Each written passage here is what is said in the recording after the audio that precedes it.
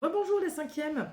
Alors comme convenu, je vous enregistre la lecture des extraits 1 et 2 de l'histoire d'amour d'Yvain et Lodine. Donc assurez-vous d'avoir votre texte avant que je commence à lire. Et puis, écoutez bien. Si vous voulez prendre de l'avance, vous pouvez, en lisant les extraits 3 et 4 avant le prochain cours. Donc pour certains c'est jeudi, pour certains c'est vendredi. Et donc je vais vous commencer la lecture. Allez, c'est parti. Extrait 1. Disant ces mots, par le bras la pucelle le tire et lui dit: Venez par ici, chevalier, et n'ayez pas peur de madame. Demandez qu'elle vous accorde votre paix, et je la prierai avec vous, qu'elle vous pardonne la mort d'Esclados le Roux, son seigneur. Messire Yvain maintenant joint ses mains, se met à genoux et dit en véritable ami: Dame, je n'écrirai point merci, et pourtant vous remercierez de tout ce que vous voudrez faire de moi, car rien ne me pourrait déplaire. Non, sire? Et si je vous oxy? Dame, à votre grand merci, vous ne m'entendrez dire autre chose. Jamais, fait-elle, je n'entendis telle parole. Vous vous mettez à discrétion du tout au tout en mon pouvoir, et sans que je vous y contraigne. Dame, il n'est au monde nulle force comme celle-là, sans mentir, qui me commande à consentir votre vouloir de tout en tout. Je ne redoute de rien faire qu'il vous plaise de me commander, et si je pouvais amender la mort dont je vous ai méfait, aussitôt je l'amenderais. Comment? Fait-elle. Dites-moi, et je vous tiens d'amende quitte. Comment vous ne m'avez méfait quand vous avez tué mon seigneur?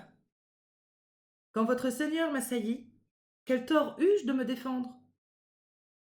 Qui veut autrui oxyre ou prendre, si tue celui qui se défend? Dites-moi s'il fait mal. Nenni, si l'on observe bien le droit. Je serais coupable, je crois, si je vous avais fait oxyre. Mais je voudrais bien savoir d'où cette force peut venir, qui vous commande de consentir à mon vouloir sans contredit. Je vous tiens quitte de tout tort et de tous méfaits. Asseyez-vous, et me contez comment vous êtes si soumis. Dame, fait-il, la force vient de mon cœur qui à vous se tient. En ce vouloir, mon cœur m'a mis.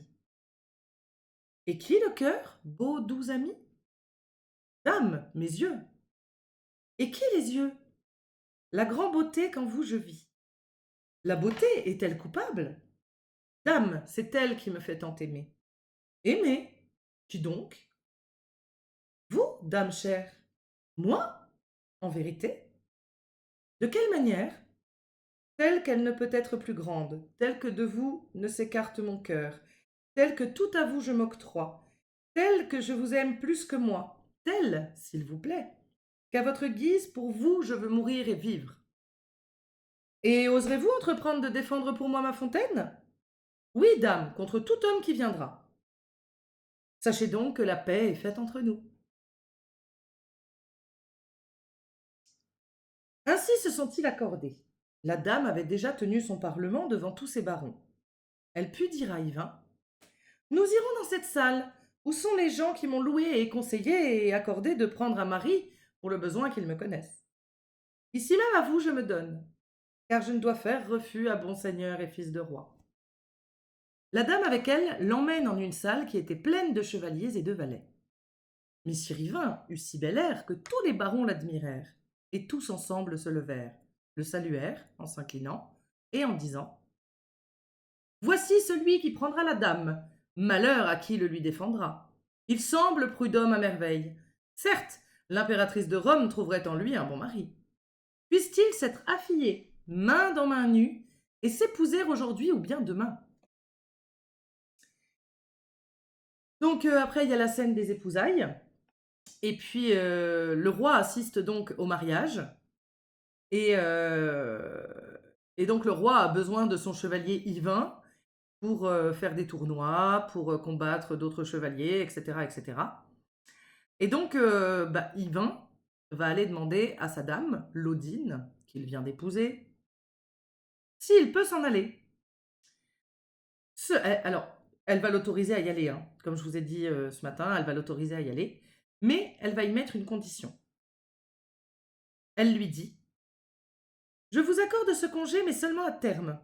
Le grand amour que j'ai pour vous deviendra haine. Soyez-en sûrs, si vous dépassez le terme que je vous fixerai.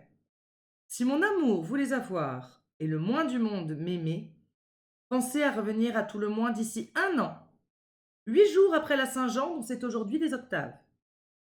Mon amour, vous ne l'aurez plus si vous n'êtes point revenu auprès de moi à ce jour.